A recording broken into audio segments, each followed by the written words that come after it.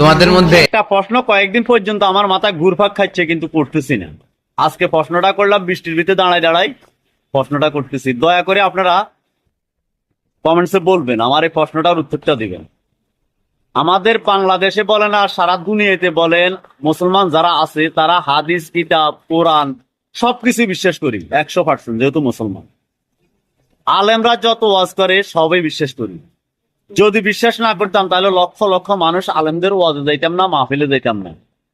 আমরা আলেমদেরকে দেখতে যাই না, যাই আমরা মাহফিলে যাই ওয়াজটা শোনার জন্য, হাদিসটা শিখার জন্য যাই।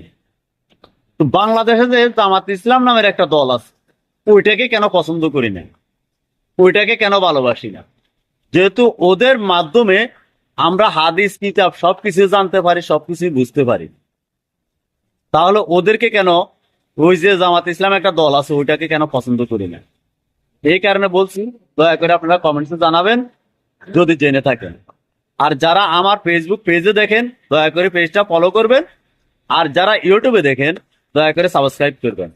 আমার ইউটিউব চ্যানেলটার নাম হয়েছে MS Sopon 001। আল্লাহ হাফিজ।